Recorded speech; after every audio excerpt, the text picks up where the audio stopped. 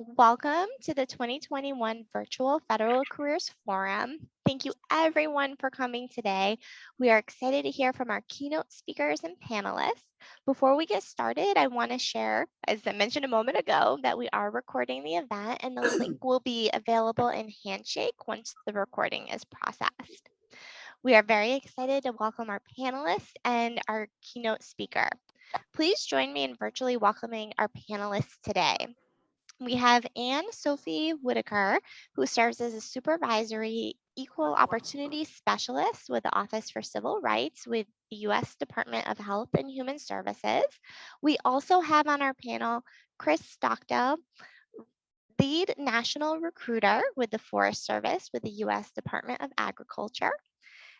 Also joined by Willem Gannon, diplomat and resident with the U.S. Department of State with New England. And Deborah Eichorn, Director of Recruitment from the U.S. Government Accountability Office. So thank you to our panelists. And now I'm very excited to welcome our keynote speaker, Kim Ainsworth, Executive Director with the Greater Boston Federal Executive Board. Welcome everyone, and take it away, Kim. Okay, hi, thank you everyone, and thanks for joining me. This is my 5th or 6th year. I am a proud UMass alum, so I am always happy to come back and do this session every year. And it's my job today to sort of provide context of federal government jobs before we turn it over to the panelists to talk specifically agencies. Before I start, I just want to say a couple of things in advance that a lot of this, while this is targeted students, a lot of what I say is relevant to anybody looking for jobs. So part of my goal today is to not only have you yourselves consider a federal government job, whether it be early, mid, or late career, but also to maybe pass this on to other folks, because the federal government is actively hiring and has been for quite some time. One of the reasons that we do this presentation is because there seems to be a myth that exists out there that in order to work for the federal government, you have to, and have a meaningful career with the federal government, you have to have a public administration or science degree. And while those are great degrees to have, they're absolutely required to work for the federal government. Let me see if I can move this forward a little bit. I think the computer's stuck, so it'll catch up with me sooner or later. But I wanted to tell you, and I think there's a link also in the chat for the presentation if this computer is slow.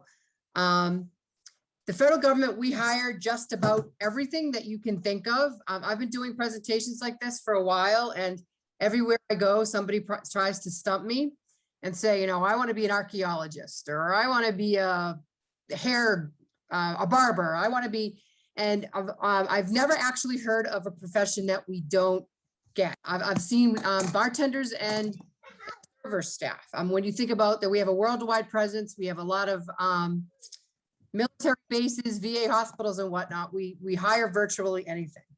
The advice that I give to folks is that we might not necessarily call it the same thing that you do in the private sector. And I'll give you an example. In the federal government, we are famous for what I call catch opportunities, where you might have something like a management analyst or a program or a communications specialist. But if you do a deeper dive into the actual announcement itself, you might actually be able to hear more about it. So for example, like I said, I've been doing this presentation for a number of years, and I had a student approach me one time and say, you know, I'm a graphic design major.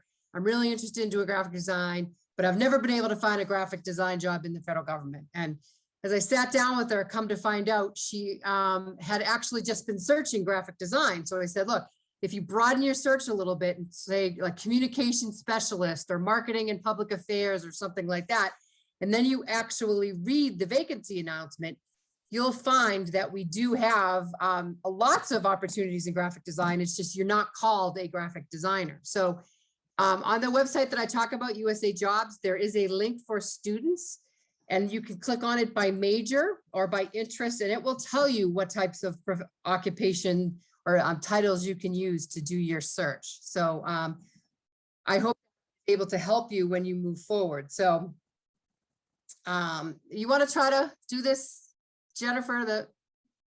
Yeah, do you want me to share the PowerPoint? Yeah, and I don't know why it's not working on my end, but probably because Yep. of the VPN, but Yeah, I'll get right on it. sorry about that. So like I said, we hire virtually everything from, accountants and administrative assistants to zoologists and everything in between.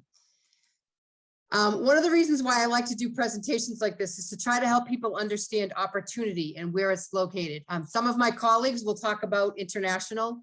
The federal government does have an international presence.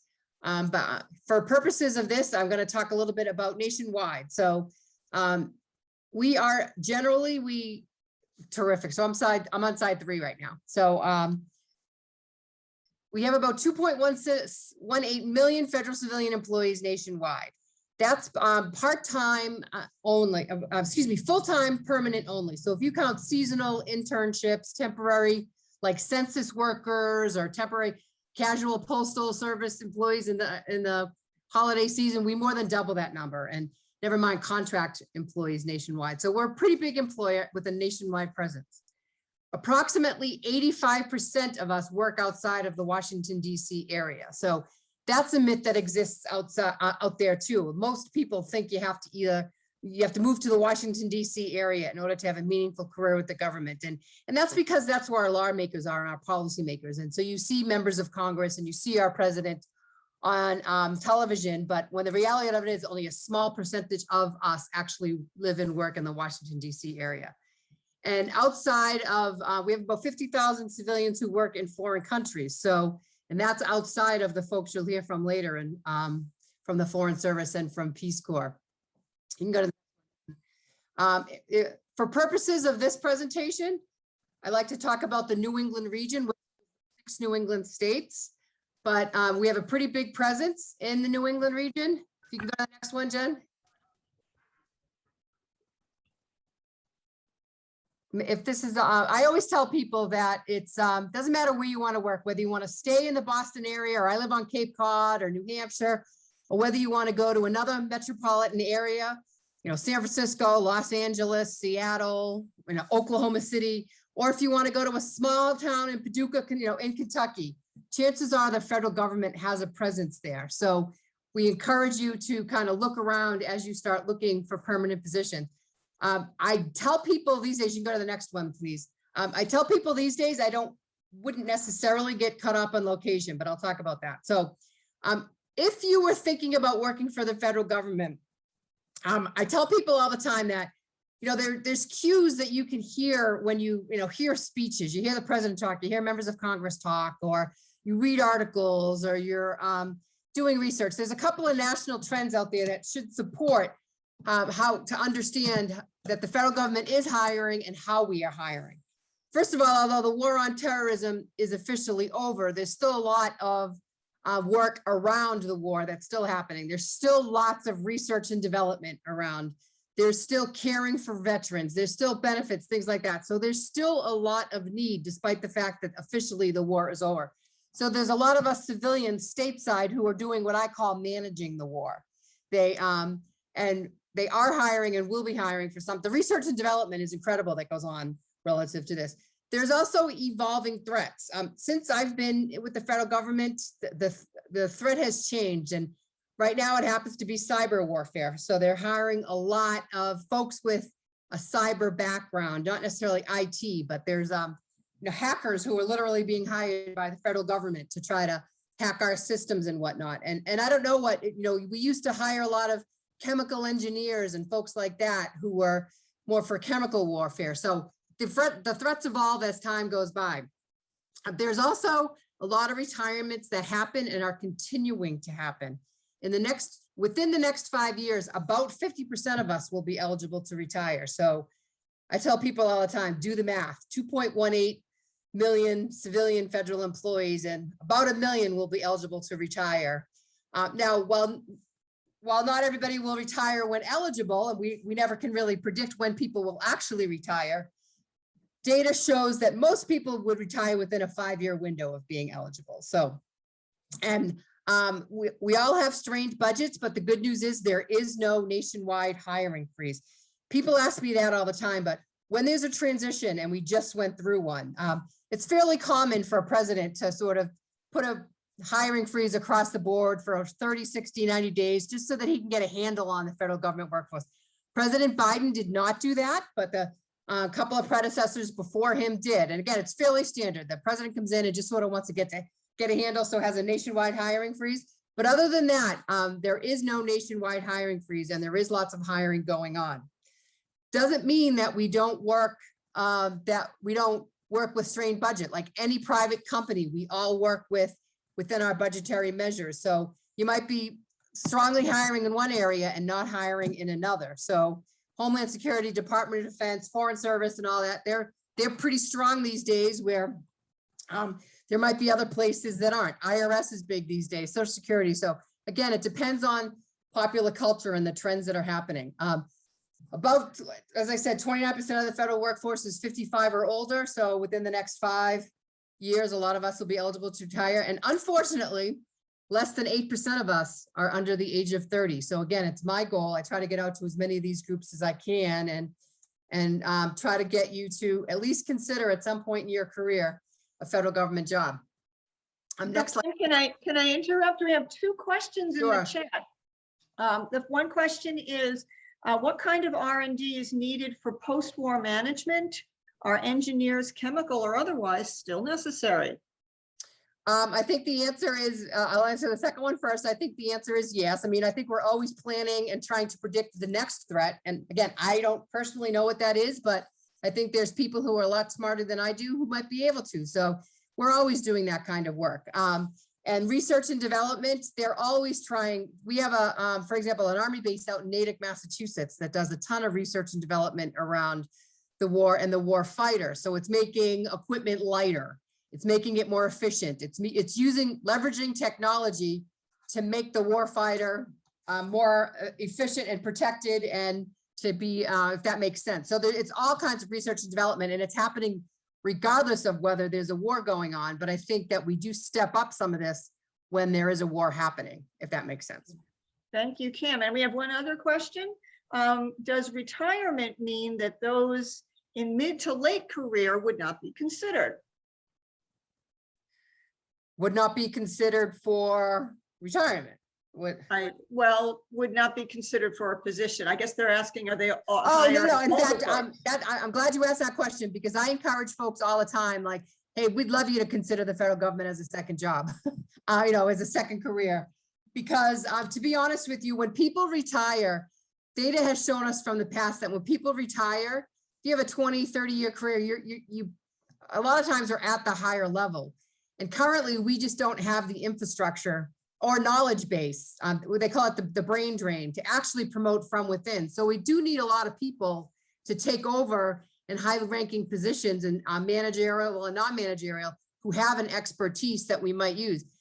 Even if you're not interested in a management or executive position, there's lots of contracting type positions or business focus that we can use. So that's a great question, because as I said, I absolutely welcome people in second careers to come and apply for federal government jobs. For purposes of a civilian career, with the exception of firefighters and law enforcement, there is no age. There is no age, mandatory retirement age, and there is no limit as to what age you can apply. So it happens all the time. Okay, so I'm going to talk specifically about New England. New England is Boston is the regional city for the 6-state New England region. So by virtue of that, I always say that we have the most folks here in Massachusetts, but we still have a pretty significant presence in all of the New England states. Having said that, I do say frequently, I don't necessarily get tripped up these days on location, because I myself have been on maximum telework since March of 2020. I live on Cape Cod, and I'm sort of a perfect example of somebody that has been able to efficiently do my job. So I don't know what the future of work will bring, but I do expect that widespread telework will be even more widespread. It's fairly common in the federal government to have people who live in other states, but they they're on paper report to Boston. So we have lots of folks who live in Connecticut, but on paper, their duty station is Massachusetts. And agencies, you have to go in maybe once a week or twice a pay period. So there is ways to work around it. There's also been a resurgence in in remote work, which the difference between full-time telework and remote work is full-time telework is I live on Cape Cod, Boston's my duty station. I work from my home and I periodically travel to Boston. Where remote work would mean there's lots of agencies like a VA hiring. You could live in Boston, but your client base could be Louisville, Kentucky. So you work, you handle customer base someplace else in the country. So there is lots of remote work happening. And again, I can't tell you what the future of work was going to be, but I do know that this administration is emphasizing wider use of telework and remote work. So you may be able to apply for a job in California and still stay or remain here in Massachusetts if you want to. So again, I've been tracking these numbers for many years, and our overall employee numbers have never really decreased over the past decade. So as of the latest, or as of June 2021, about 25,000 full-time employees in Massachusetts, 8,000 in Connecticut, almost 11,600 in Maine, 4,400 in New Hampshire, almost 8,000 in Rhode Island, and 3,100 in Vermont. So again, I consider that pretty significant, considering that Massachusetts and New England is a teeny tiny part of the region. And people ask me all the time, like, why are there 11,000 employees in Maine? Maine's has a lot of rural land. And that's because a couple of reasons. There's a lot of public land up there. So you have a lot of folks who work for the federal government who are managing the public lands, but there's also borders. Maine has borders to Canada. So you have a lot of industry and government related to the border crossings in Maine and New Hampshire and Vermont. So Rhode Island, we have a pretty big Navy base. So that's why we have 7,700 people there. But again, Massachusetts, our numbers are about 25,000. And as I said before, you can't necessarily say that all 25 people physically live in Massachusetts, but that's where they report to. Great point, Chris. Your newest employees in Connecticut, Missouri, and California, even though the rest of your team is in Albuquerque. That's awesome. There's definitely more. I'm glad to hear that there's more work. Now, for those of you who are familiar with Boston, I'll use a scenario that the building that I work in, the O'Neill Federal Building, is it's in North Station, directly next to the garden where the Bruins and the Celtics play. And right down the street from there, we have Boston City Hall. And a couple of steps up the street from there, we have Beacon Hill with the State House. And most people understand that City Hall represents city government and our mayor, and state government, represents our governor, represents state government. But nobody really understands the posture of the federal government because our figureheads are someplace else. So within 1 mile of both of those buildings, we have about a dozen federal government sites and 8,000 or 9,000 people. When you think about federal courthouses, 2 major federal buildings, post offices, Coast Guard base, FAA at the airport. So there's all kinds of opportunities, but again, because our figurehead is someplace else, people don't really draw that conclusion. Secondly, I always say there are about 230 different federal agency components in New England. And I say about because it will depend who you ask. If you ask the Secretary of Homeland Security, he will tell you that there is one Homeland Security in New England. You ask Kim Ainsworth, I'm going to tell you there's 38 different Homeland Securities in Boston, because FEMA is very different than Secret Service, which is very different than Immigration and Customs Enforcement, all of which are components of Homeland Security. So it's important to know that. Particularly if you are interested in a particular area. We get calls frequently where people will say, well, I want to work for Homeland Security. Like, great. What do you want to do? Because again, being a Secret Service agent is very different than being an emergency responder with FEMA, which is very different than working for Customs and Border Protection. So it's sort of doing a deep dive to understand the different components. Next slide. I'm not going to spend a lot of time on this because this is our salary table and this is also not a very accessible slide. So, but generally speaking, if you are pursuing a federal government job, entry level for a bachelor degree is general schedule between a 5 and a 7. And entry level for a master's degree is about a 9. And I know some of my other colleagues will deal with this. So again, I'm not going to talk about this, but I'm happy to go back to it towards the end if folks have questions about how to figure out the federal government pay scale. So next. Okay, so if you are interested, how do you find federal government job information? Your first stop should be our website, which is usajobs.gov. By law, every federal government job has to be posted on that site. It does include unpaid internships as well. So there's part-time, full-time, seasonal, all kinds of jobs. It's our single point of entry for all jobs. Works very much like the other job boards that are out there. It is .gov and it is free. So if anybody ever asks you for federal government, for money to obtain federal government, vacancy announcements or information, and it's not affiliated with the federal government, it is free. Happens all the time where people will have pay us $50 and we'll guarantee you get the postal exam, things like that. It is free. So you should stick with the .gov sites. Lets you create search engines, and again, works like some of the other job boards that are out there. And as I said before, it does include student internships positions. My advice for USA Jobs is that it should be your starting point, but it should not be your exclusive point. You should employ all the tactics that you would employ looking for any job in any industry. And one of those is talking to people. So, and you're doing that today. So it's great that you're here today to do that. So, but if you have not been on USA Jobs, I encourage everybody, a couple minutes, start and set up an account and spend 20 minutes or a half an hour just becoming familiar with the site. Search keywords, search locations. If you have a passion to leave and move to, Missouri, Kansas City, Missouri, search Kansas City and try to find out what types of jobs and what types of occupations are out there. There's lots and lots of federal government agency components, but not all of them exist everywhere. And some of them have a bigger presence in some places than others. So for example, here in Massachusetts or here in New England, we're on the coast. We have a lot of fisheries industry and national marine fisheries. If you go to New Mexico, there's a big presence of federal agencies that serve the Indian tribes that we don't have here because New England doesn't have as many Indian tribes as there are in the middle of the country. So or we don't have as much public land as there is in Oregon. So Oregon has a huge Forest Service presence. So we are nationwide and sometimes there's more jobs available in a certain geographic area than others. So again, if you have a passion to live in a particular area or work for a particular agency, then go for it. Generally, my advice on USA Jobs also is to try not to pigeonhole yourself to one specific agency. A lot of times we will visit schools and I want to be an FBI agent. I'll say, great.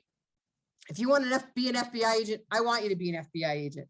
But you should understand that not only is the FBI very competitive just because of its popular culture and it's one of those agencies that everybody knows about, but there's just, everybody's not going to get a job with the FBI this year. It doesn't mean you never can. You can get a job at dozens of other agencies as a federal law enforcement officer and then maybe transfer over.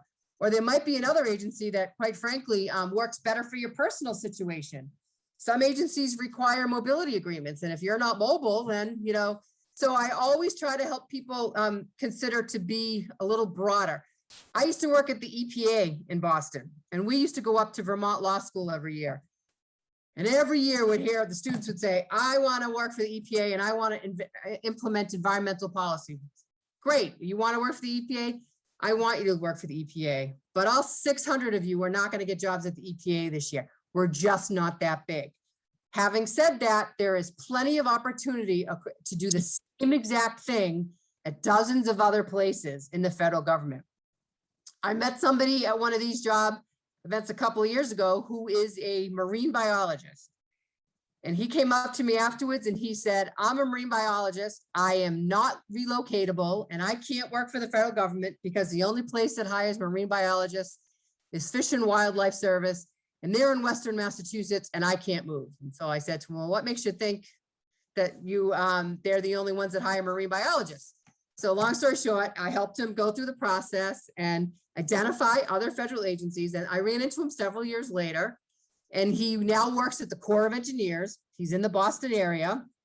And he's one of about 500 marine biologists who work for the Corps of Engineers across the country. So He said, had he not done the broad search, he would never have understood that there's other people that hire, other agencies that hire marine biologists outside of the Fish and Wildlife Service. So I'm going to pause for a second to see if there's any questions. Thanks, Chris, for that. I know that you'll probably build on that. Okay, so again, I know some of my, you can go to the next slide. Some of my colleagues will go through this, so I won't go into any of this in depth, but when you are looking for any job, I do encourage you to look at the total compensation package. Of course, pay is important. We all want to be paid well, but there's other things in life that also take priority. So for me, I always joke and say, you know, I'm biased, but we do some really cool stuff in the government. Since I've been with the government, I mean, I've flown in Black Hawk helicopters, I've sailed in tall ships, I've met presidents, I've done some really cool stuff with the federal government. And we have a really, I think, a really good vacation and sick program. And if you are a student intern, you are also eligible for sick time and vacation. I have a daughter who about 5 years ago did an internship, and she had to take time off to get a physical to go back to college.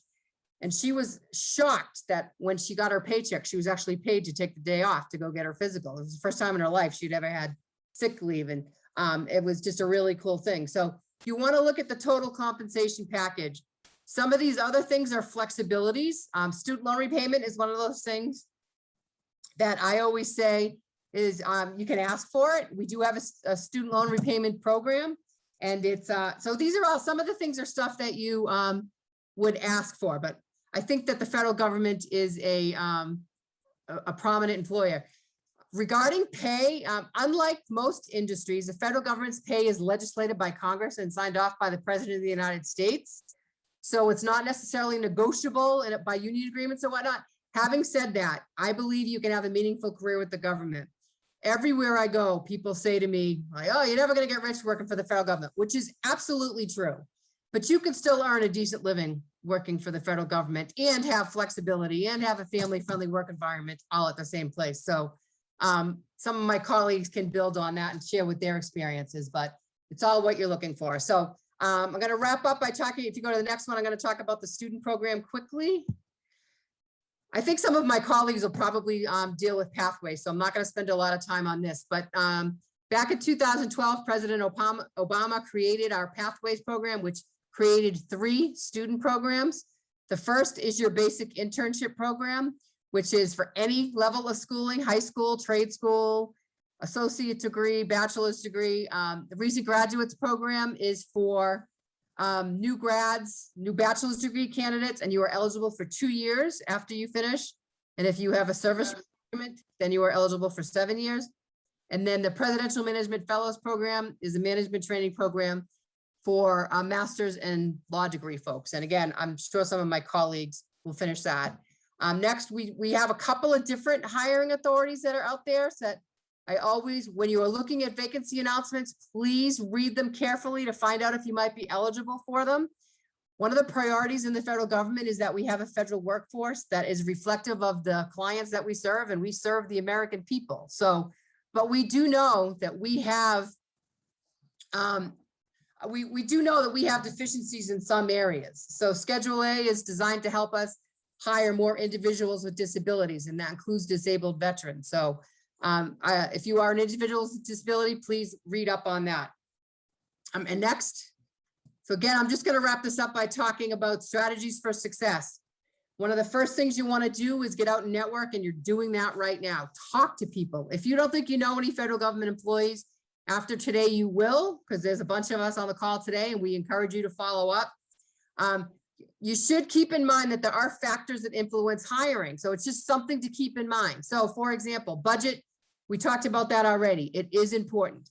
People ask me frequently, well, what's the best time of year to be looking for a federal government job? And so while the federal government's fiscal year runs October 1st to September 30th, doesn't mean, I don't expect you to necessarily thoroughly understand the federal budget at this point, but we don't always have our money on October 1st. We usually work on a continuing resolution, which means we're working on last year's money, the same amount as last year. But then when we do get our money, it's agency by agency. So, you know, Homeland Security might get their money in December, and Social Security might not get theirs till May. And it changes with every budget period. So there's no, all I can say is try to continually keep up with your job search, and you can apply at any time. You don't have to wait till you actually graduate if you're looking for a job. One thing I'll say about security clearances is that is I know Bill will at least talk about that, but security clearances are required for some jobs. Every single employee will go through a background investigation. There are some positions in some agencies that require a more deeper dive. The National Agency Criminal Investigation Check, I always sort of call it the NACI check. I mean, the Corey check that you would go through in your community if you wanted to be a soccer coach or something, where they're going to look to make sure that you haven't, it's not just criminal activity, but they're also going to make sure that you haven't defaulted on any federally subsidized loans, like a mortgage or student loans or anything like that. So federal government doesn't want to have employees on the rolls that have defaulted on federally subsidized loans. Security clearances are a little bit of a deeper dive. For some agencies, it's across the board. So if you work for Homeland Security, to walk in the front door and be an intern for the summer, you need to get a minimum of a secret clearance, and that takes time. So that's, as I said, it wouldn't be surprised to start seeing people, agencies advertising now for next summer. And I'll just wrap up by saying that security clearances are done after your job offer. So they don't do the security clearance and then make you the offer. They make you the offer and then do the security clearances. We talked a lot about this, but again, absolutely, please start with Usajobs and then continue with some of the other tactics that you have. Research jobs, research agencies. I'll put my contact information in the chat if anybody's interested in following up with me. I'm happy to do that. And I will also stay on today. Please network with people. And my final piece of advice is due diligence. If you are filling out a job application, particularly online, and it says by midnight tonight, you must submit your transcripts with your resume. Don't submit your resume and say, I'll get them my transcript tomorrow. You could be the best person for a job, but if you don't submit the package on time, you're going to be passed over. And that happens all the time. The federal government, no hiring manager, I would say in the private sector too, is not going to follow up with you if you can't follow basic instructions. So with that, I'll turn it over. I'll turn it back. And then, as I said, I'll be on the call. So if you have any further questions.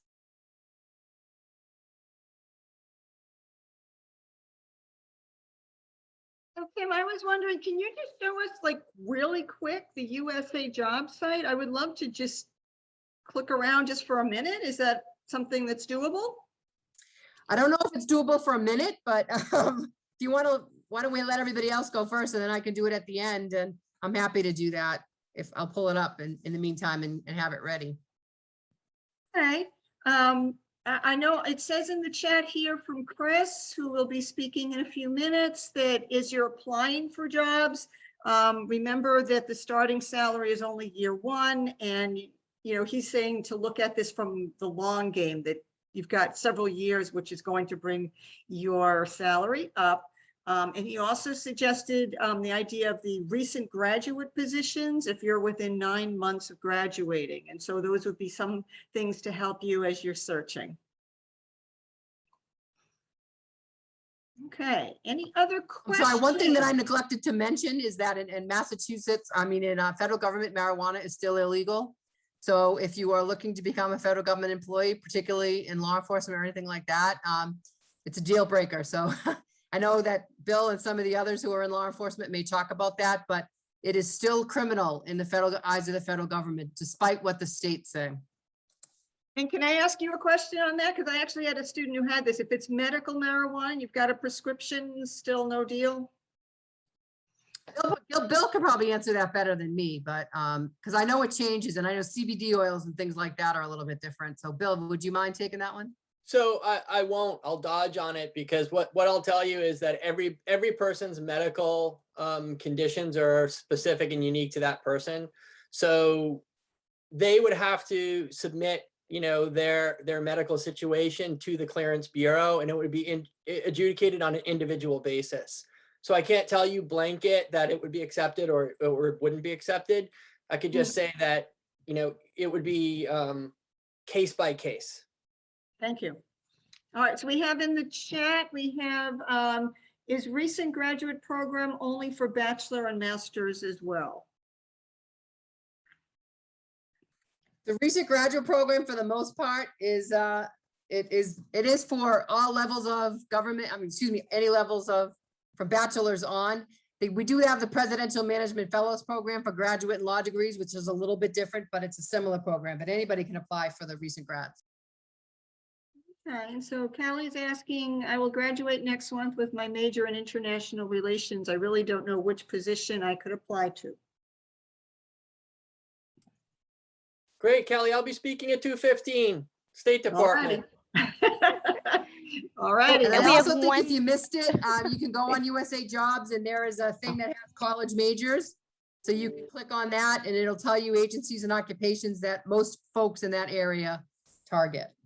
All right, and Ruder has a question. Ruder wanted to know, when a transcript is needed to be submitted with an application, will the application specify that, or should you always attach a transcript?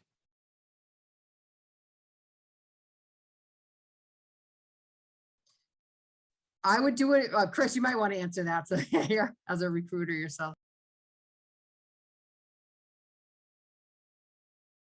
You got to unmute. Oh, here we go. Sorry. Some positions have a positive educational requirement, meaning that it requires 1, 2, 4 years or more of specific education. And for those positions, you would not be considered if you did not attach a transcript.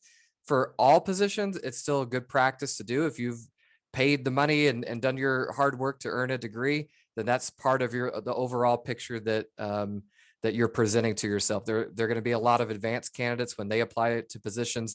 Their entire application packet may be 50 or 60 pages long. So if you just had a little resume and something else, then you're not really presenting your full package. If your grades aren't that great and it's not a requirement of that position to show that you meet a positive education requirement, I don't know if I would attach that. I mean, if they're, above mediocre, then it's probably not a big deal, but that may sway some hiring managers there. Hey, awesome. Thank you for that, Chris. So we have another question. John says, I work as an economist right now for the Department of Labor and the GS scale, but other economist jobs might be very different across different departments. Would that hurt my chances of applying to other departments and agencies? Well, this is Deborah from GAO, and no, in fact, we're recruiting for senior economists right now, and we're getting a lot of applicants from folks from other federal agencies. So we look at that as, a win-win. Thank you, Deborah. Okay, any last questions before we hear from our other speakers? And thank you for your comments. I think it really helps to hear what your concerns are. Okay. Brianna, Susan, did you have, oh yeah, go ahead. I was making sure you saw Brianna. Yeah. Brianna, did you have a question? Yes, good afternoon. My questions are relatable to others. So my major is a criminal justice and psychology major, but I want to do work in human resources. Will that be a problem that I have that degree, wanted to lean towards that career? I know you usually need like a master's degree for that. Yeah, so there are no positive educational requirements for any human resources positions. And so we hire from all sorts of backgrounds. I'm a former high school English teacher and I work for HR. So we hire people with psychology degrees, education degrees, healthcare, anything you can think of under the sun, and people with no degrees, because there's not a positive educational requirement.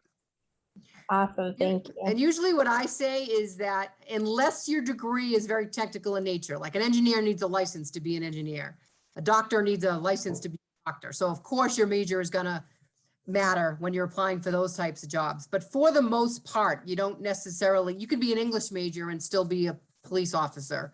It's the degree, not necessarily the concentration, that is gonna be they're looked at. Thank you. for your question, Brianna. So we have Anne in the chat saying, I will also be graduating in the spring with international relations. And I was wondering what level of experience is required for applications, and is it necessary to have internships or other things like that? Because sometimes entry level requires different things. I can give a real short answer, and I'm happy to let others jump in too. So you will either, so first you need to determine your eligibility, right? Am I eligible to apply to this position? Is it open to all US citizens or certain other categories, right? The next part is qualifications, and you will either qualify on education, experience, or both. And it's going to tell you that in that vacancy announcement. So for most entry-level positions that are being advertised openly to students, et cetera, which is how you're going to become eligible to apply, then they're going to count that education. So will the hiring manager want to see other things like internships? Of course, right? But really, it's your first hurdle is making it through HR. Can I demonstrate that I have either the education or experience needed for that position? Excellent. And we have perhaps time for one last question. One person asked, besides teaching, what other career path can one take with a BA in social psych? Well, I mean, I'm going to turn it back and just sort of request that everybody do what I said to do. Go on Usajobs, start doing some searching, and start, you can go on Usajobs and pull up psychology, sociology, and the other majors and find out what other career paths there have, because we could spend the whole afternoon giving personalized advice to majors. And I want to be, make sure my colleagues have enough time. But if there's, the bottom line is there's lots of opportunity no matter what you want to do. It's just a matter of you figuring out what you want to do. And, I say people have accounting majors and people say, well, what can I do? And I say, well, it depends. Do you want to be an accountant? Do you want to be a CPA? Or do you want to have a job that just has you use your accounting background? So only you can figure that out. And I think by employing some of these tactics and learning what's out there, then you can sort of mold what you might want to do. Hey, well, thank you for your questions. And we hope that we keep that spirit of using our experts here to answer these questions. I think we're about to start with some of our speakers. So I'm going to introduce them one at a time, and then they will do their presentations, and then we will move to our next speaker.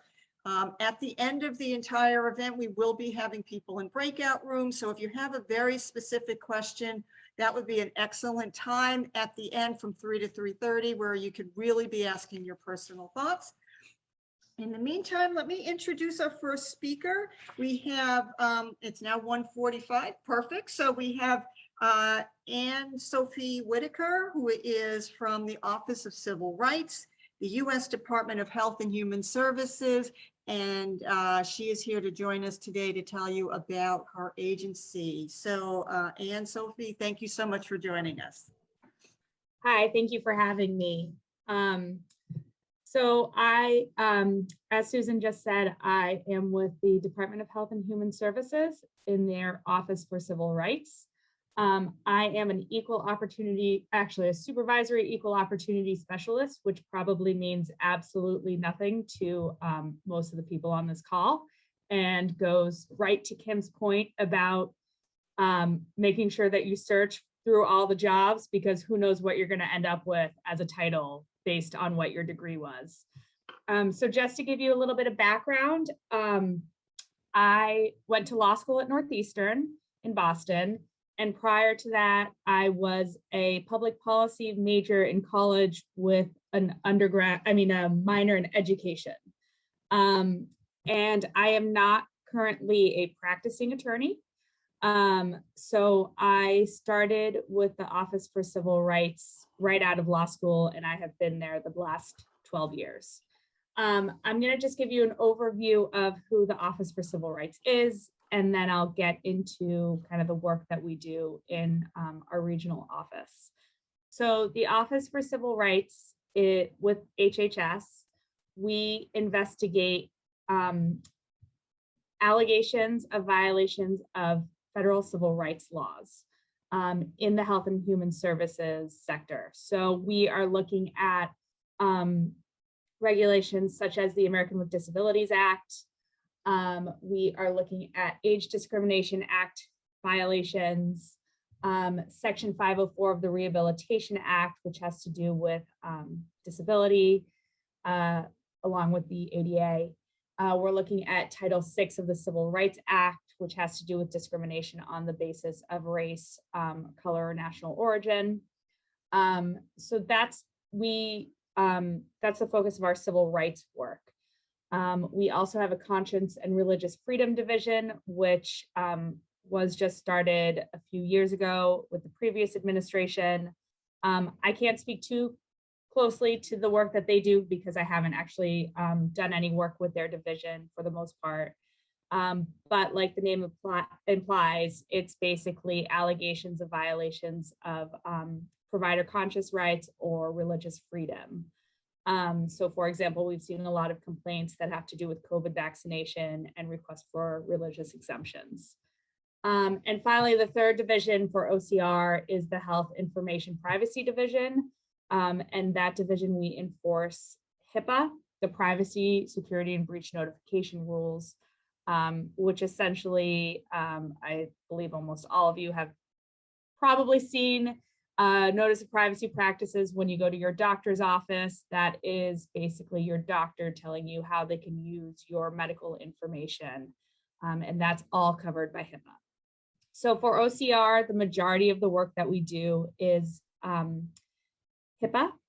We are essentially complaint driven. So if an individual believes that any of their rights, civil rights, HIPAA, or conscious or religious freedom rights have been violated, they can file a complaint with our office. They can file them online, or they can send in complaints with our office. And from there, the regions will investigate the allegations. Like I said, the majority is complaint driven, but we do also investigate really large breaches. So, you know, these are generally health information breaches that you hear on the news. For example, hacking at a health insurance would be something that we would investigate. So OCR has 8 regional offices and a headquarters. I'm based out of the Boston office, but there are regional offices throughout the country. And this work that I'm talking about applies to all of the regional offices. Let's see, so our office, we're actually one of the smallest regional offices right now, and we really hope to expand. So like Kim said, that a lot of it depends on budget and administration. As soon as we are allowed to hire, we always want to hire.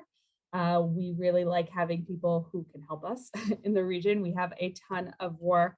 I said it was complaint driven, and I want to say last year OCR received over 30,000 complaints.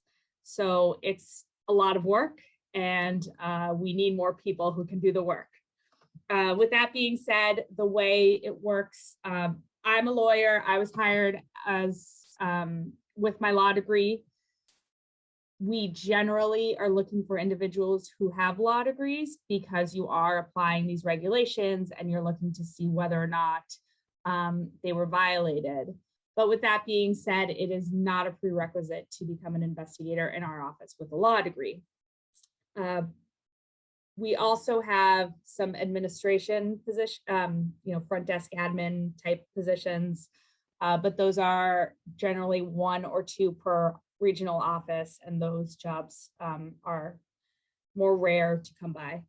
But the investigator positions, they start at a GS9, that's the pay scale for it, and the investigators are our frontline people for these complaints. They are looking into the allegations, they are talking to complainants, they are talking to the covered entities that we investigate, they are making determinations about whether or not there has been a violation of the regulations, and they are working with the entities to come into compliance with the regulations.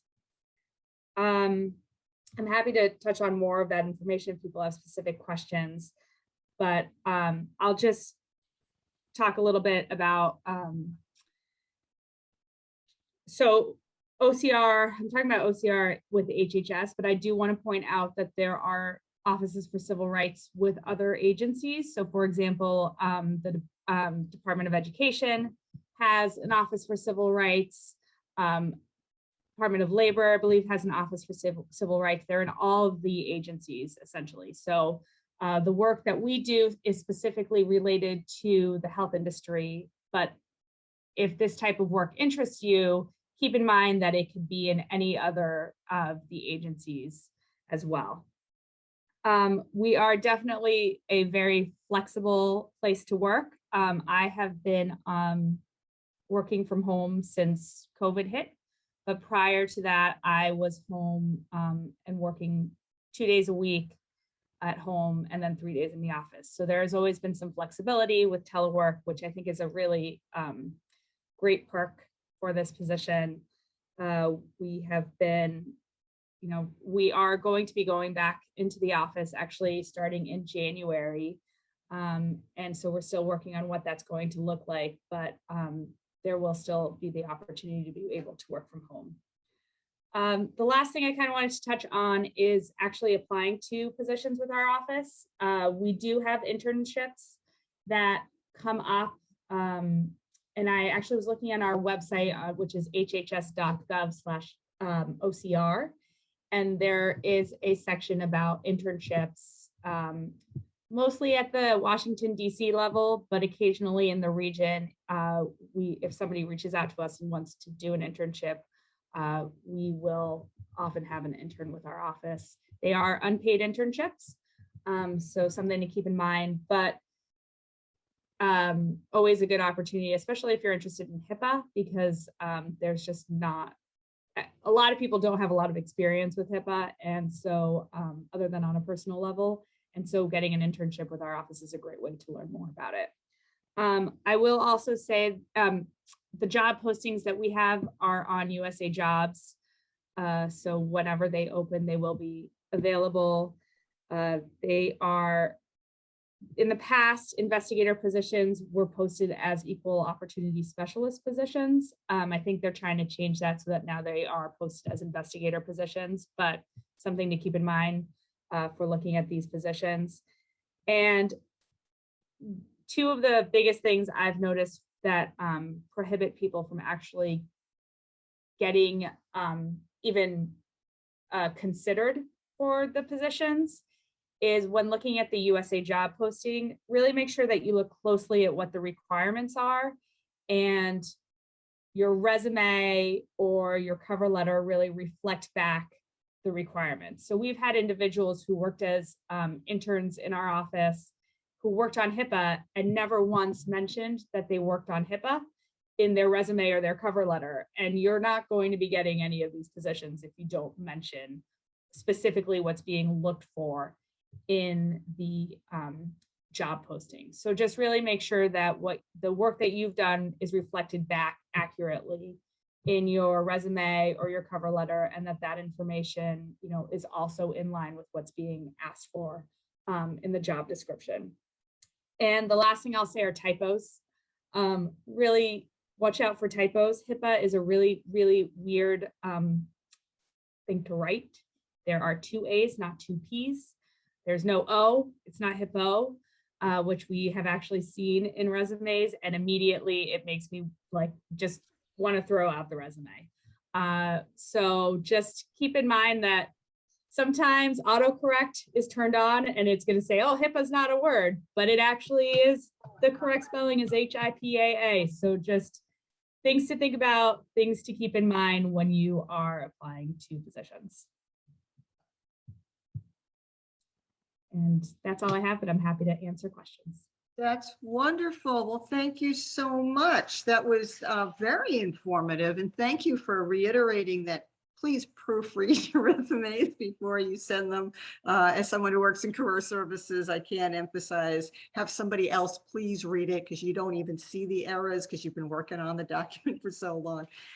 So that's great. All right, so I'm just looking in the chat if there's any questions specifically for Sophie.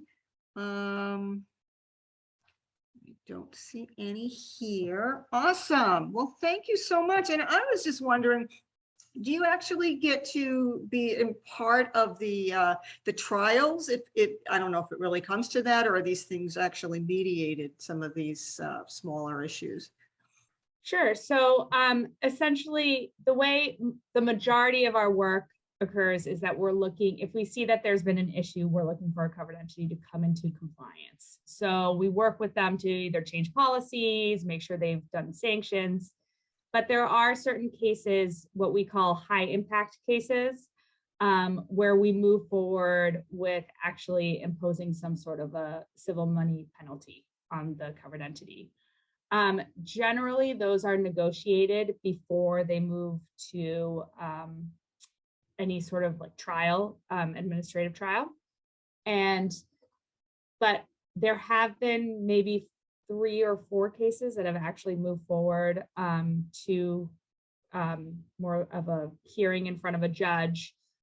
Our office specifically doesn't do that, but we work very closely with the Office of General Counsel with HHS. And so at that point, they kind of take over and represent OCR in those hearings. Interesting. All right, so I'm just checking the chat one more time. And I don't see any questions, but that's fascinating. I did not realize, that's my bird clock, that there was a specific office in Boston just for these issues. So that's very reassuring that our tax dollars are being used so well. So thank you for that. And Sophie will be here for the breakout rooms at the end. So thank you for that great information. So I'm just wondering if, and Sophie, if you could put your contact information in the chat in case anybody wants to touch base with you later, if you're willing to share that. And then we're going to be moving to our next speaker. So our next speaker is Chris Stockdale. He is from the Forest Service, from the U.S. Department of Agriculture, and he's coming from us all the way across the country. So we really appreciate him being here. So Chris, thank you so much for your time, and we're looking forward to what you're going to tell us about the Forestry Service.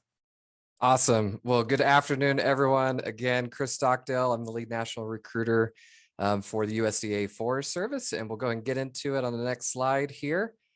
I'm sure some people right now are already thinking like, this is probably not for me, but hang tight for a couple, right? So a little bit about us. Our mission statement is caring for the land and serving people. So if anyone out there loves the outdoors and hiking and camping and fishing or hunting or any of those things, then we'd love to have you on board. So we care for the land, but we also serve the public. We have kind of a joint mission that's different than the National Park Service I'll talk about in a second.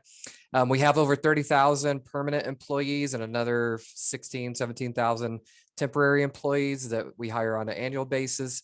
And we manage over 193 million acres of public land. That's about twice the size of the National Park Service and almost twice as many employees as well. And we recruit and hire in almost every career field. I've listed a few there. You see things like archaeology and education and government relations and research and all sorts of things. Just like Kim talked about in the federal government, you know, she tries to stump people on or have people stump her on different careers in the government itself. I do the same with careers in our agency because you can literally do almost any job you can think of within the Forest Service itself, just because of the large mission that we have and what we have to accomplish. So we'll go to the next one here too. So some strategies for applying. So my team actually hosts a weekly webinar series. 4 different webinars for job seekers. So we host tips for job seekers, which is kind of our general overview of getting started on a federal career, especially with our agency. Navigating USA jobs. So 1 full hour of us walking you through how to set up an account and go about developing your job search and applying, et cetera. Federal resume workshop. So that's how to turn that 1-page resume that many of you currently have into a more robust federal resume. We'll walk you through that. And then eligibilities and qualifications. So a lot of other agencies offer those same kinds of webinars, but not many We'll teach you how to determine whether or not you are eligible to apply for a job and whether or not you are qualified to apply for that job. The biggest mistake job seekers make is they apply to jobs that they're not eligible for or that they're not qualified for. You will not get any of those jobs, and every minute you spent working on those applications was wasted, right? Watch our webinar. We'll teach you how to not do that. Secondly, you need to develop a solid federal resume. I recommend pulling up some kind of auto-save system like Google Drive or something like that. It can be intimidating to just sit down and try to create your resume all at once, right? A resume is created and continued to develop over your whole career. So pull it up in something that auto-saves. When you think of another thing to add in there, add that into it. The measure I usually give people is if you worked at Taco Bell for 6 months, I want 12 bullets. Because I guarantee you did customer service, you handled money, you followed safety precautions, you may have gone through some training successfully, et cetera, et cetera, et cetera. Every single one of those is a bullet. So if you think about all the different jobs you've had, the different experiences, internships, field experiences and classes, then 10 or 12 bullets for each of those things to really highlight those experiences. For our agency, you can find out when we're hiring by joining our job seeker database. So Jennifer has this slide, shows she can send this out. I'm assuming or put it in a handshake with the other stuff, but it's a quick little Microsoft form to fill out, and that you can find out. We'll ask you some questions about what kinds of career fields you're interested in and where in the country you're interested in working. But otherwise, then you're going to get weekly notifications about all sorts of jobs. Like Kim said, we have not stopped hiring at all. So we hire throughout the year, every single day. There are probably at least a dozen Forest Service jobs that are posted onto USA Jobs. And you need to get your search strategy going so you can figure out when those are available. One thing, and someone else may mention this too, but USA Jobs is a whole different animal. So again, I encourage you to join one of our webinars to learn about that. But one of the major differences in private sector jobs versus the federal government is jobs are often posted for a very short time frame. So the job may only be up there for 4 or 5 days. And if you found out about it on day 6, then you are out of luck. You will not be in consideration for that dream job. So you need to get your search strategy going. Either check USA Jobs daily or get a saved search going to your email so that you can be alerted to those positions. And then finally, to apply early and often. So I use myself as a personal example here. I applied to 82 federal positions when I received the position I'm in now. So when I talk to students and they're like, oh, I applied for a couple things, that's not good enough, right? You really need to get out there. I tell people, call me when you've hit 50 and I'll send you like a certificate or something. Okay. This is really, you really need to get out there and apply to a lot. You could end up being runner-up for so many jobs in a row, and that still means you're not getting that one particular job. Or there may be a vacancy that's posted that 300 people apply to. And even if you're an all-star, it's just, there's a subjective nature of the hiring process. It's hard to be that hiring manager's top person out of 300, right? So, but if you keep the advice, keep the applications going, then you're really going to have some success, right? All right, let's move to the next one here. So skills needed. This was something that the career services folks asked us to put together. So really we'll take skills from any background, but I did want to share our Forest Service values, right? We're looking for folks who have these same values that they live every day, right? Service, joining the federal government, any agency is about serving the American public. This is not a get rich strategy. If so, I'm doing it very, very wrongly, right? This is about serving your fellow American citizens and with our agency, then about the planet itself. Interdependence, understanding that everything in the world is connected in some way and you can play a role in that too. Conservation, these are great things to see in your resume. Even if you're going to apply to a human resources job with our agency, I want to know that you like conservation, that you maybe volunteered at a local fish habitat or whatever it is, that you got out there, you did your part in some way. Diversity, this is not only diversity in ecosystems, but also of people, of course. So showing something along your path that you do respect and understand other people's viewpoints and have an understanding of the diverse environments that we live in is great. And then finally, safety. Surely in every job you've had, there are safety measures, things that you followed in some way. And any way you can highlight safety, that's one of the most important things in our agency, then that will be really big in your application. We can go to the next one. Okay, so here's some of my personal advice. Take this opportunity to serve your country. So maybe you had friends in high school that joined the military and you didn't. You have people who are out there, frontline hospital workers right now in the middle of COVID, right? And that's great. Teachers, et cetera, policemen, firefighters, all those sorts of things. This is your opportunity too. You can take those government relations degrees you're working on, the social scientists who put something in the chat. This is your opportunity to get out there and to serve your country in a really, really meaningful way. For our agency, I want you to take a chance on an out of the way duty location. So I did put in the chat after Kim's comments that yes, we are hiring more virtual remote positions, all those sorts of things. But what we are seeing is those applicant pools are this big. When we ask somebody to move to Eli, Minnesota, those applicant pools are this big. So if you really want a job, some of you, I'm guessing, are younger in your life and may not have all the attachments that you get as you get older. This is a great opportunity to get out there, explore our beautiful country, to go to some place, maybe for 1 or 2 years, develop your start your federal career, develop your resume even further, and then you can go anywhere, right? Federal government careers is really about getting your foot in the door. So it's easier to get a foot in the door where a lot of other people aren't trying. It's hard to drop into Fort Collins, Colorado, popular place for our agency. Those applicant pools are huge, right? Happy Camp, California, tiny. Eli, Minnesota, tiny. Third, where you start is not where you end up. That means in the job you start with, in the career field, at the agency, even at the salary level.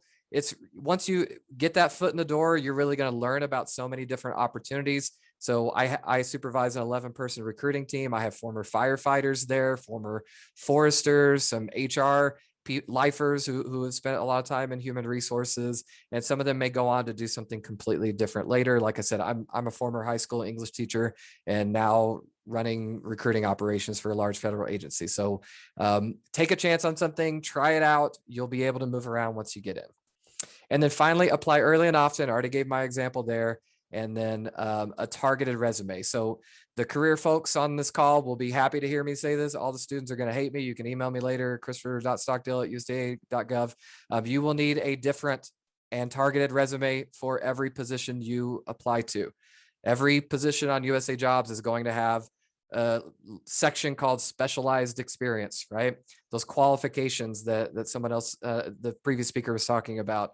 If you cannot show that you meet that specialized experience, you will not get that job. And it is going to be different in every position, unless the two positions are using the same position description, et cetera. But generally it's going to be different. So if it says the minimum qualifications is something like answering the telephone and directing customer inquiries, then your resume will say, while working at Starbucks, I answered the telephone and directed customer inquiries to my manager, right?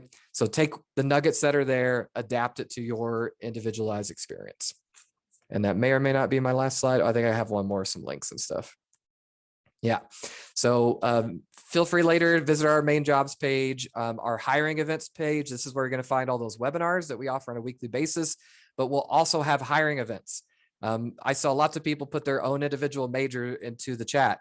I will hire all of those majors, right? For things like human resources and some of our social services assistants and lots of different things that you probably aren't looking at.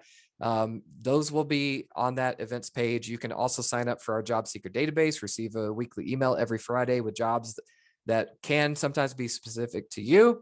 You can email my recruiting team anytime. And I did want to mention that we have paid full-time summer internships opening November 23rd.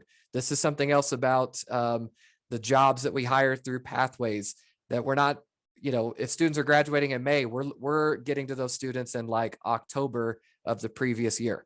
That's why we allow them to apply up to 9 months for those recent grad positions. So any students, these are even open to high school students, can apply to these full-time paid summer internships. These can be a great foot in the door to start your federal career. And these will eventually be on that. Actually, I think they already are, but they'll be on that events page, which is the second link. That's my spiel. Happy also to take questions. Okay, well, thank you, Chris. That was awesome. And thank you for underscoring some of the things we tell students all the time. We love hearing it from another source. Sometimes it makes a difference, and we appreciate that feedback. So we do have 1 or 2 questions if you're up for it. Ann wants to know, on average, when relocation is required, is there a package that's offered for that? And are applicants expected to be able to shoulder that? On average, I mean, it's really probably 50-50. So I'd say probably 50% of the jobs, relocation expenses are authorized. The other 50%, they're not. That can be negotiated. So even if the vacancy you applied to said relocation expenses are not granted for this, they could give you a recruitment incentive. And so that could be upwards of, depending on the position, up to even $5,000. And so that could mitigate the cost of that. They can advance your salary.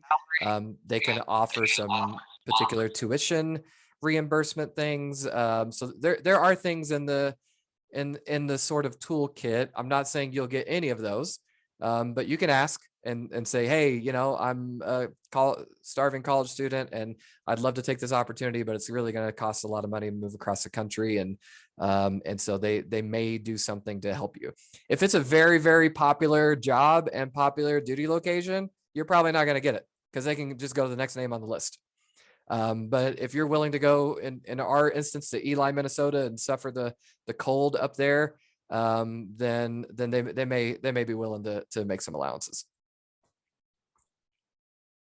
Thank you for that. And we had one person who was asking about the resume. Typically, we tell students that as an undergrad, for example, we want the one pager, but the federal application resume is a little bit longer. Can you just address that issue?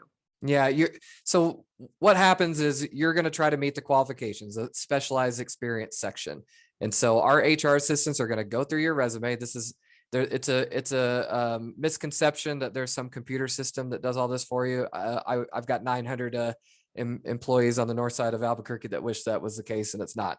So a human will look at your application and they're looking for that example I gave, what was answered telephones and directed customers inquiries. They're looking for that in your resume. They're looking that you have 1 year of specialized experience doing that. If they can't find that, you're not going through to the next level, right? In a one-page resume, it's going to be really hard to meet all 4 or 5 of those specialized experience criteria. And plus, you're going to be up against maybe some lifer federal employees who are going to be submitting a 10-page resume, and they have learned those systems. So for college students with minimal work experience, I still want to see a 2 to 3 page resume. That's going to be your best foot forward. And again, watch our federal resume workshop. OPM hosts their own off of Usajobs events page, but watch those couple presentations and see if you can get some tips to expand. Volunteer experience counts the same as paid work experience for federal experience. So use any volunteer experience that you have, any kind of clubs, organizations that you join, but don't just say secretary for the whatever club. Give me 4 or 5 bullets of what you did as secretary, right? That's the thing I'm going to count, not that you listed something, right? The CV approach is not what you need here. Don't just list. We need those nice descriptive bullets for everything you did in that experience. And if you think it's irrelevant, we might too, and we'll just pass over that, but still include it. High school jobs, include those, everything.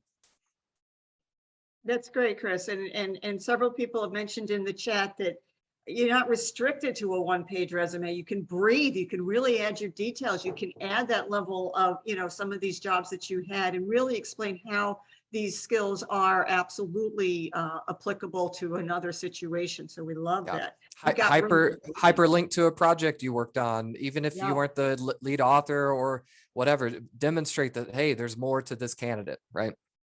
That's lovely. And we had one other question before we move on to our next speaker. Do we need selective service waiver to apply for federal jobs? A selective, like the registering for the draft thing, you mean? So you need a selective service waiver to apply for federal jobs.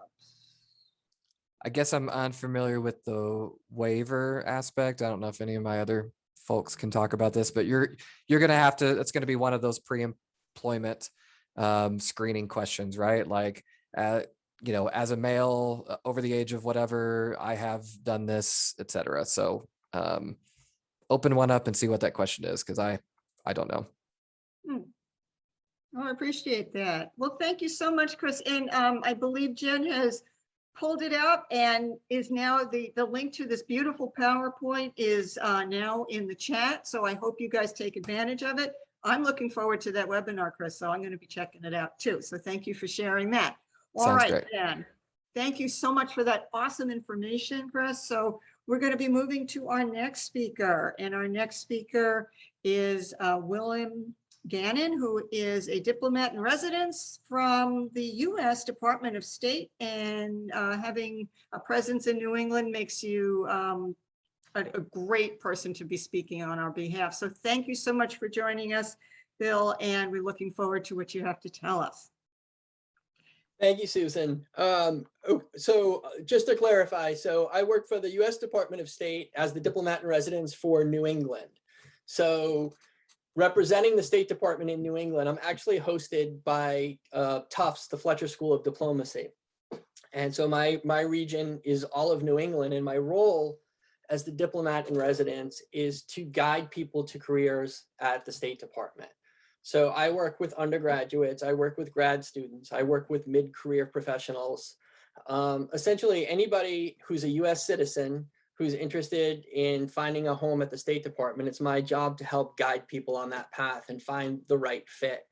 And as I start to talk about all the different opportunities at the State Department, like Kim and Chris before me, you'll hear me say, essentially, there's a role for every profession at the State Department.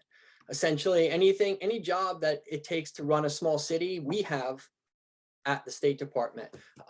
So normally, I speak for well over an hour when I'm talking about all these opportunities. So I'm going to kind of sound like the guy at the end of a commercial who tells you all the bad things that can happen really, really fast. I'm going to go quick.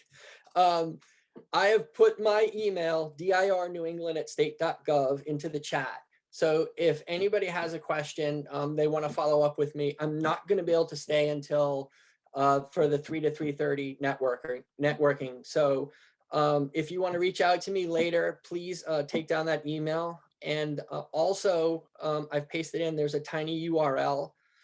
If you click that link and fill it out, then you'll get notified directly by the State Department whenever any of the opportunities I'm about to speak about pop up. So let me just tell you briefly so that everybody can get a sense of what a foreign service career is like. I'm going to just really quickly go over my background as a foreign service specialist with the Department of State. So as a foreign service specialist, I'm actually a special agent with the Diplomatic Security Service Bureau of the State Department. So foreign service specialist, and I'll explain the difference between foreign service specialists and generalists a little bit later in the presentation. But I've had assignments overseas. I've served in the embassy in Manila, Philippines, in Shanghai, China, in Santiago, Chile. I've had domestic assignments in Chicago. I started in Chicago. I've worked in the Boston field office, the same building that Kim worked at the O'Neill Federal Building next to Boston Garden. Kim and I go back a few years. I have the State Department sent me to the Naval War College in Newport, Rhode Island to get another master's degree. Part of one of the perks of working for the State Department. I protected the Secretary of State, Condoleezza Rice, for 2 years. Traveled to more than 50 countries in 2 years with Sec State Rice. All told, at this point, after 22 years, I'm over 100 countries, 6 out of 7 continents. I just missed Antarctica when I was in Chile. I got snowed in. I'd be 7 for 7. I could retire a happy man. But 6 out of 7 continents. And then coming back full circle from 2017 to 2020, I was a special agent in charge of the Diplomatic Security Boston field office. So, and then segued from SAC of Boston into diplomat in residence for New England. So that's 22 years I just covered, 11 different jobs, over 100 countries. So it just gives you an idea of the breadth of a career that you can have in the Foreign Service working for the State Department. So I'm gonna go, and I'm just gonna, this will be really abbreviated, but I'll just briefly talk about, when we talk about the State Department, who are we? So there's 70,000 people that work for the US Department of State. But it breaks up into different categories. So when I speak about the Foreign Service, there's 14,000 of us. And when you're in the Foreign Service part of the State Department, you have to agree to be worldwide available. So you can't just say, oh, I want to be in the Foreign Service, but just in London, right? If you join the Foreign Service, you have to be willing to go anywhere in the world that we send you. And then you're going to be moving assignments every 2 to 3 years, right? That's the duration of your career. So you just heard me talk about 11 different assignments in 22 years. So that's about the rhythm of what you're going to do. If you're a Foreign Service officer, mostly you'll be overseas and back to DC. If you're a specialist like I am, you heard different locations, Chicago, Boston, DC. I'll explain a little bit more about that. But there's 14,000 in the Foreign Service out of 70,000. And then we also have 11,000 civil service positions. Now, if you heard me talk about everywhere I've been and moving every 2 to 3 years and kind of not knowing what country you're going to be in 5 years from now, if that's giving you anxiety just listening to that, then the civil service is probably the way you want to go if you still want to work on foreign policy issues within the State Department. So we have about 11,000 civil service appointments.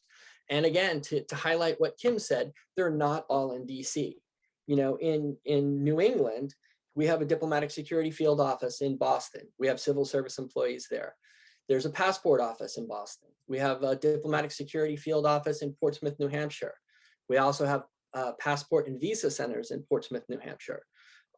We have a diplomatic security office in St. Albans, Vermont, and also a passport office there as well. So that's kind of, and we do have, I always forget Connecticut, because when I was a special agent in charge of the Boston office, Connecticut belonged to New York. As diplomat in residence, Connecticut is part of my portfolio. So we do have offices in Bridgeport, Connecticut as well. So, so that, and then the last interesting fact about who we are in the State Department is that we have 45,000 Foreign Service nationals who work in our embassies and consulates around the world. So in all these places where we have Foreign Service officers and specialists, we hire local nationals to support us, to provide local expertise in those different countries. So I always think it's really fascinating to know that more than half of the people that work for the State Department are not US citizens.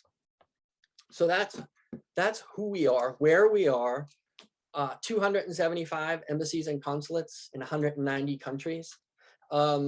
This number always changes, right? Somebody is always unhappy with us this week. You know, maybe we've closed a consulate or an embassy, or maybe we've created a new one. So that number is always fluctuating. That's diplomacy, that's current events. But in general, that is, those are the numbers. We're headquartered in DC at the Harry S. Truman Building. And then, as I mentioned, we have passport agencies and diplomatic security field offices throughout the US. What am I doing? I'm already getting behind on time. So what do? I'm going to talk even faster. Obviously, the State Department is responsible for foreign policy and advising the White House and the president on foreign policy. I'm not going to get into a lot of the policy talk of what we do. I am going to stress with you that protecting American citizens abroad is the most important thing that the State Department does. So the greatest chance for you to interact with somebody from the State Department is when you go overseas and you lose a passport, or maybe you get sick, or you have to get evacuated from that country. That's when you're going to interact with somebody from the State Department. And it's really the most important thing we do, how we serve the American people. Who are we looking for in the State Department? This is really interesting. There's a lot of myths and misnomers out there that the only people who come to work at the State Department are Ivy League, you know, or just from the coast, you know, it's a bi-coastal thing. And it's not true. I went to state school here in Massachusetts, Westfield State College, took classes at Middlesex Community College to finish my undergrad with a degree in history. I went to Boston University, got a master's in international relations. That's how I found the State Department. I am certainly far from Ivy League. I would say the other thing I'd like to stress is that when I first started at State, the number one thing that was impressed upon me was our quest for diversity, right? It's very important to the State Department that we have people that represent all of America. And part of our job overseas is to teach other countries what America is. That's why diversity is so important to us, right? We want representatives. And I'm not talking just racial, ethnic, gender, even geographic diversity. You know, we need people from all over the country to help show and represent what America is all about. So diversity is incredibly important. Okay, really quick now. There's 4 ways that you can work at the State Department, right? And this is, I think, probably what everybody's really interested in. Okay, great, I want to have an international life. How do I do it? So the first way, student programs and internships. Okay, so we do run an unpaid internship every year, spring, summer, and fall.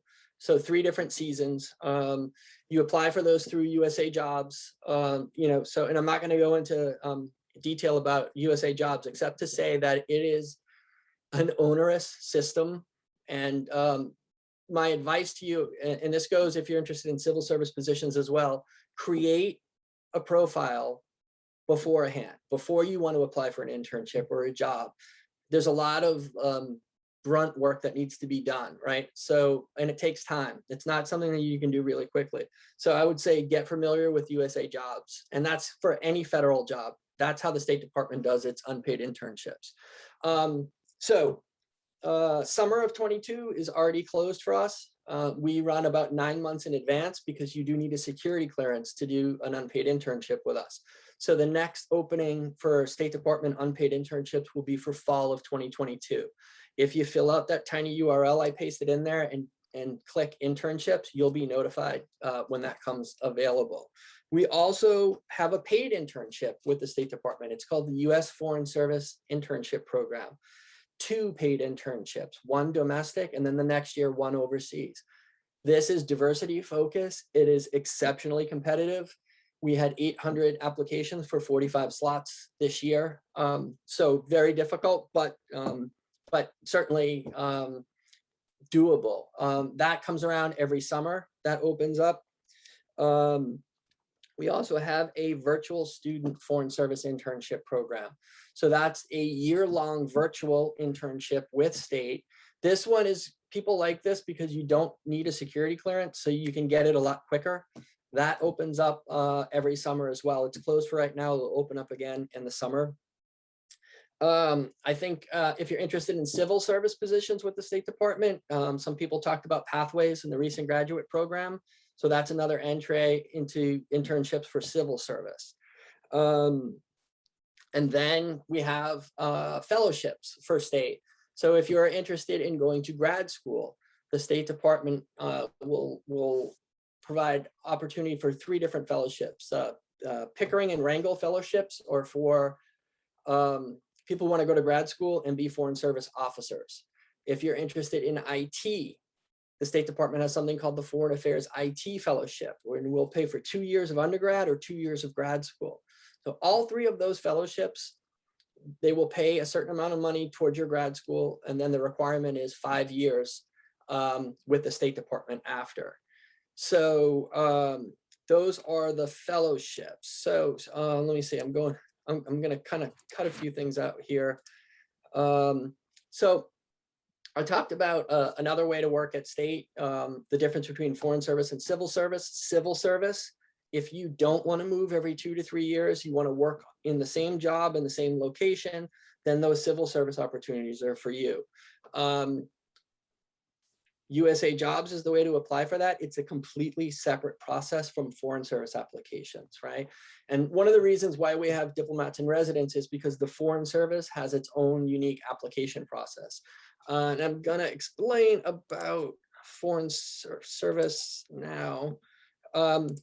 So the foreign service splits up between foreign service generalists, foreign service specialists. So foreign service generalists that's the thing that pops into most people's head when they think about diplomats overseas. They can be in 5 different career tracks: political officers, economic officers, management officers, public diplomacy officers, consular officers, right? So if you want to do any of those 5 career tracks, you take the foreign service officer test, and there's a whole process that you go through to become a Foreign Service Officer. You do not need a college degree to become a Foreign Service Officer, but you do need quite a bit of experience.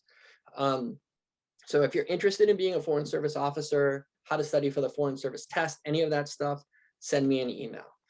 We have 19 specialties in the State Department. I stated that I'm a special agent.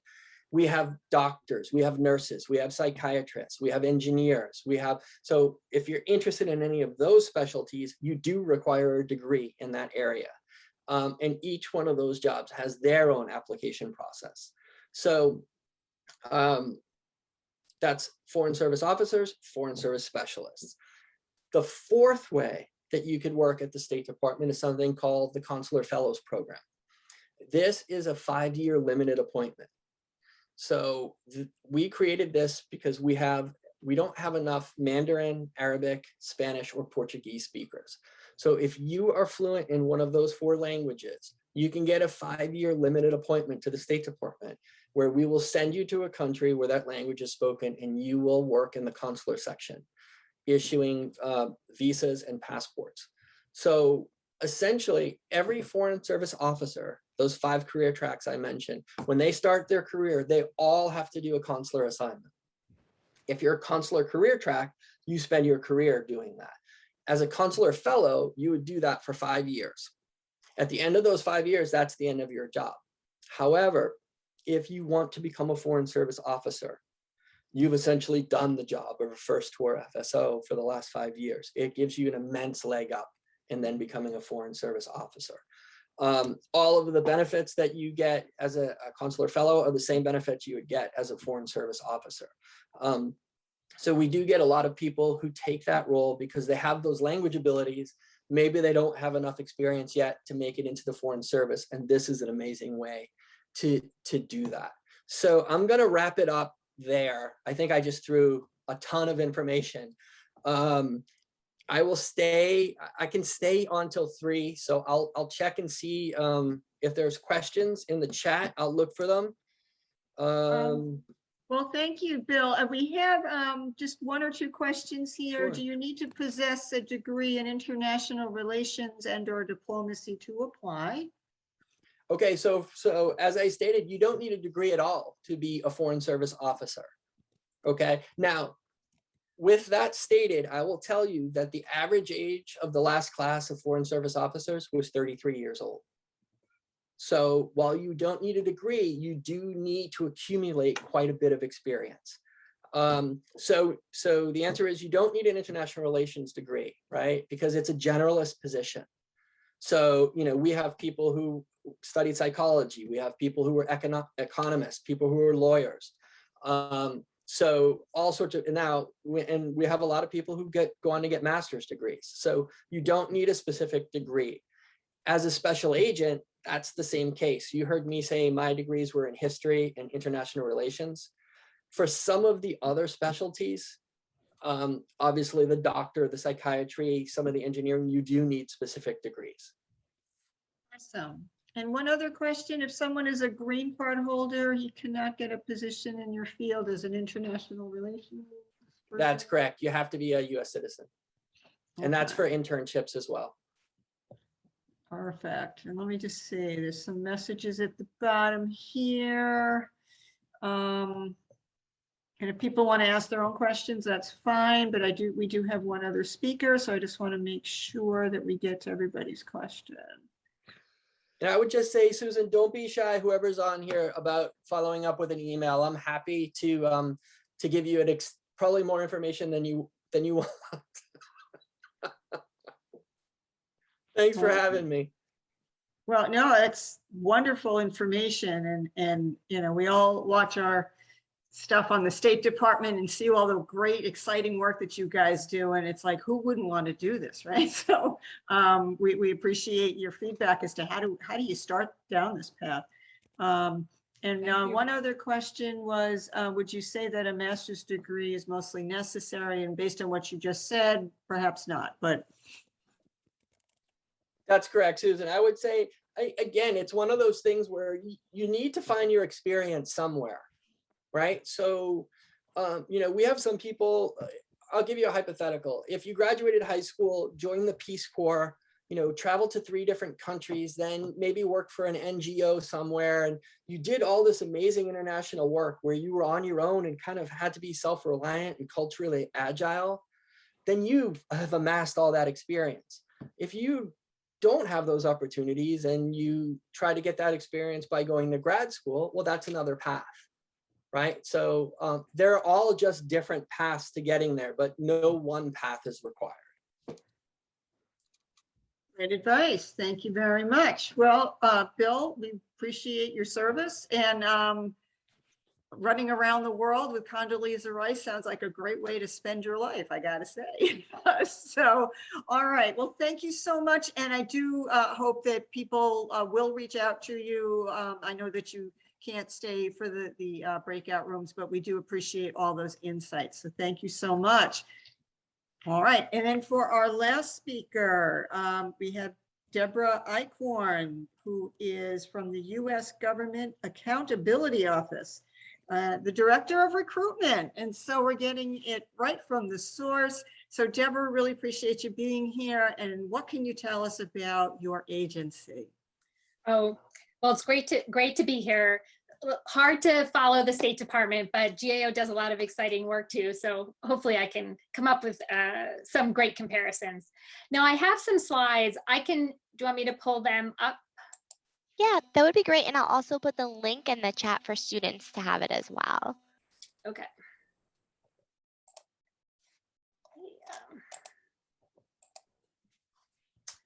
Okay. All right,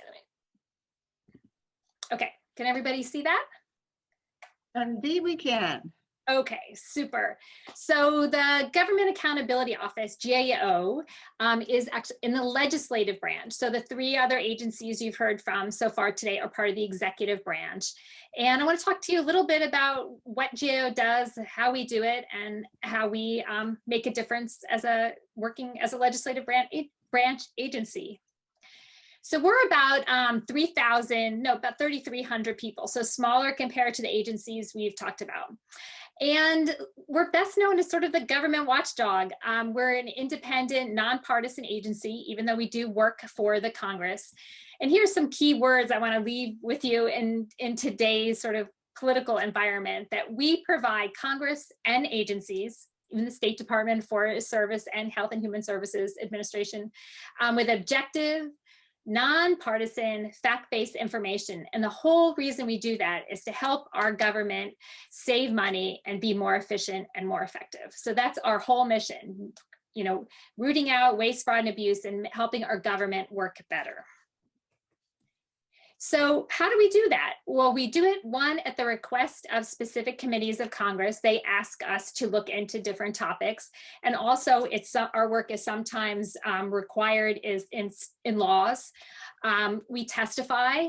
And we also issue, our main bread and butter is we issue, probably several hundred reports in a year that has a combination, a summary of all our research findings and recommendations. We make hundreds and hundreds of recommendations each year to federal agencies, to the Congress, on how to make programs work more effectively. And last year, our work yielded $62 billion in financial benefits. And we love to say that was for a return on investment of $158 to every dollar they invested in GAO. So we're very proud of that.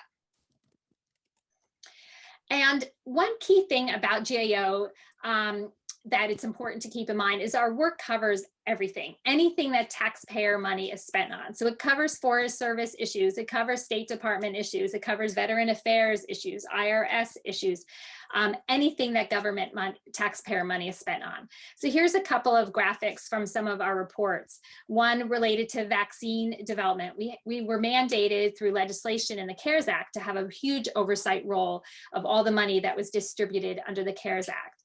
We also do work on environmental issues, and here's an example here for nutrient pollution. Another slide here is focused on cybersecurity.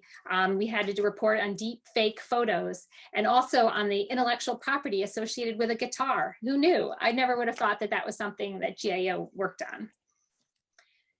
we do this work out of 11 field offices across the country. So we are located, you know, on all major, mostly in major cities. About 1/3 of our staff is in the field, and 2/3 of our staff is in Washington. So how do we do this work? Well, we do it by having great employees and what we hope is a great world-class organization. And GAO has been consistently in the top 3 best places to work for mid-sized agency, and last year was #1. And we've been rated #1 for our support of diversity, equity, and inclusion, I think for the last 7, 8, 9 years. So it's really an important value for GAO's leadership and for managers and employees. We do this by supporting an environment where we put forth people values that we want every one of our employees to feel valued, respected, treated fairly, and that they feel that they're given the opportunities to reach their full potential. And we also just really strongly encourage a work-life balance. Some of these are just flexible schedules is a very typical thing that for federal agencies to offer. We too had a very robust telework program and provided opportunities pre-COVID. And in fact, we were able to really migrate to 100% telework pretty rapidly once we shut down in March of 2020. And we also try to make our workspace have amenities that would be appealing to staff as well. Another thing about our employees is that they are some of our major drivers of our diversity, equity, inclusion, and accessibility programs that complements the messaging and the support they're getting from the top. So we have about a dozen agency-wide employee organizations, which are listed here, but we also have similar groups at the team and unit level across GAO. But I just wanted to highlight these because these are for, across the agency where we try to get employees that are interested in these organizations can meet and work with each other. So like you've heard before, I think in a lot of the other speakers, which I think is great, and I hope you've fully are dispelled of the myth that you have to have a certain public administration degree, I think was one of the examples given. Though it is on our list, it's by far not the only discipline and background that GAO is looking for. In order to audit all the federal agencies and anything that federal money is spent on, we need experts in all of those areas. We can't really do a lot of deep dives into vaccine development unless we have people who can interpret that information we're getting from the agencies and tell us if it's true or not true, or what kinds of questions we should ask. So we too are really looking for folks across all disciplines. We have a generalist types of jobs, which I'll talk about in a moment, and we also have specialists, and we hire undergraduates, graduate interns, mid-level and entry level. We too have a volunteer program, but not nearly as robust as the State Department's, which I think is a fabulous program, by the way. We use our intern program is the best way to, a key way, I wouldn't say the best, a key way to get into our agency and get converted to a permanent position. So the vast majority of our entry-level positions are filled with intern, what we say conversions. So you can convert to a permanent position if we have a spot and have the money without any further competition. So it's the best way for you to check out GAO and see if it's an organization you want to be part of, but also it's a good opportunity for us to check you out and see if it's a good match. So the intern program is where I'd really point you in that direction, but the big thing is you still have to be a student. So if you're graduating soon, we'll have to think about other options, or I can share other options for getting into GAO.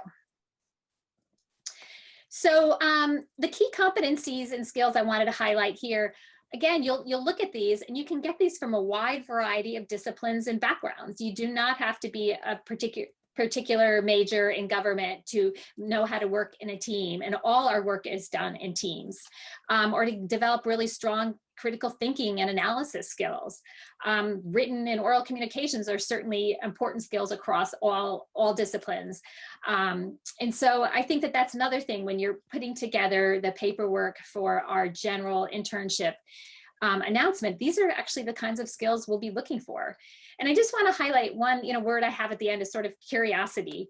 I think if the people who work at GAO and who have been here year after year will say, one of the things they love about working at GAO is that they feel like they're just always learning new things, because they'll work on one assignment looking at cybersecurity, for a year or two, and then they might move to looking at the role that national wildlife refuges play in the recovery of endangered species. So they get to come up to speed and learn about that.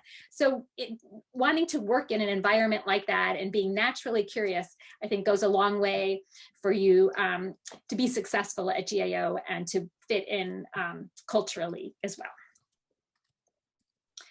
So I wanted to highlight a few application strategies. I have several slides in here that get into a lot more details, and some of which have been covered by our prior speakers. And some of these have been too, but I'm still going to emphasize them because they are really important, I think, in your job search.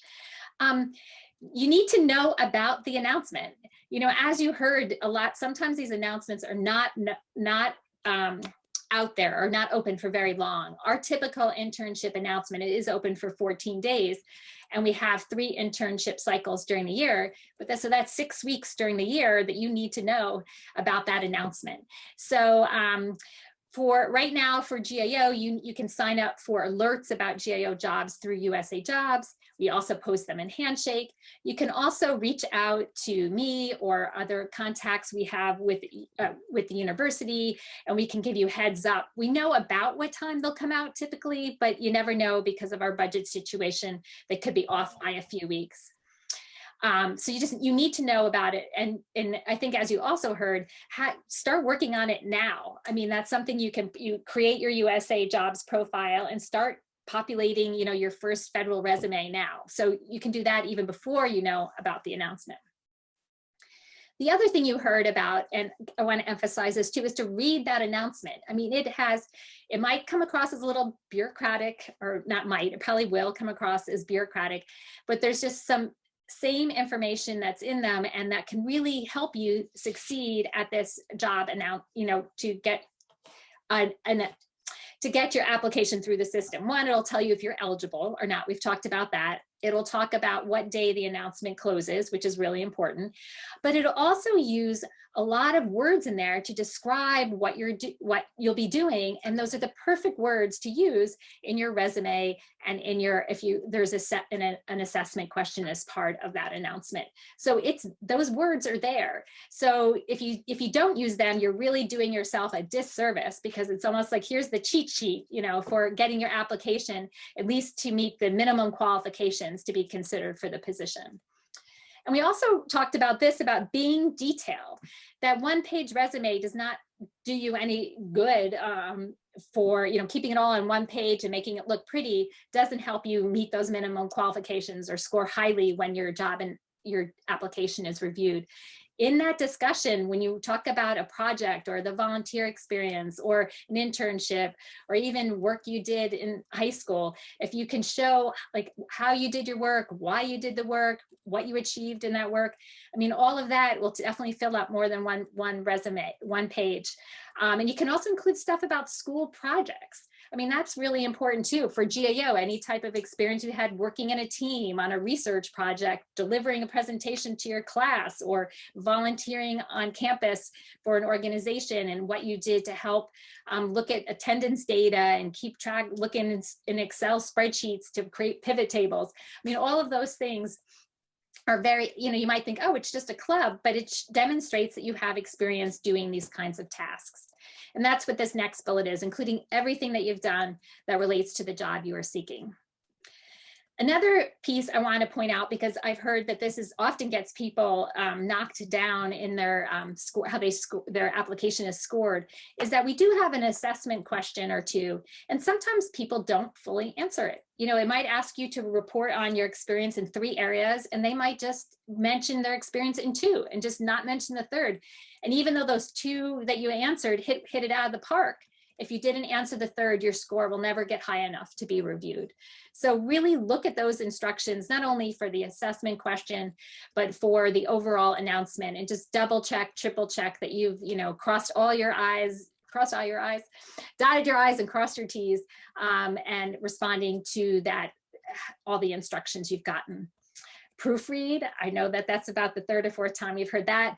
You know, we're not asking for any writing samples. So how you're assessing, how you just write, what you write in your resume and what you put in your assessment question is going to show, that's sort of your opportunity to put your best foot forward on writing. And if there's a lot of errors in there, you know, GAO is a very fact-based organization. Our reputation depends on the information we provide being trustworthy and really clear and factually based. So we don't like kind of mistakes. For proofreading is really key, and it sends us a message if there's too many errors in there that you just didn't give this a lot of thought. I think I'm also echoing another comment about the required documents piece.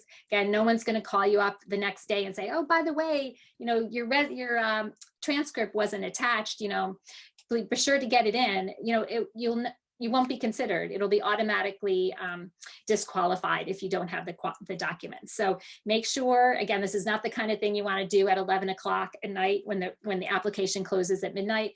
Look at that as soon as you get that announcement so you can begin putting that information together. One thing I want to just add, I think we were also asked to talk about some of our own experiences, and I really want to, you know, echo, you know, what we heard from Chris. I thought some of his advice and his experience really rang true to me. And one of them in particular was where you start is not where you'll end up. And when I went to graduate school and studied environmental policy, you know, in natural resources policy. And I too wanted that job at EPA. And for a variety of reasons, ended up not going that path, ended up at GAO, and I thought I could work on environmental issues there, which I did. But then I realized as I was doing that, why I loved GAO's mission, and I loved going out and doing the field work and observing our government programs in action by being done by a lot of federal, you know, civil servants who just really were passionate about their jobs. What I ended up realizing that I liked was how looking more internal to GAO and saying, well, how can, you know, it's nice to go out and look to see how everybody else can improve their organizations. But what I really like is look how I can help GAO improve as an organization. You know, how can we work better as a team? What processes can we improve? So I realized, you know, after I think it was like 5 years at GAO that I preferred that career path, and, you know, then created opportunities to follow that path, including leaving GAO for a number of years and going to other federal agencies before coming back.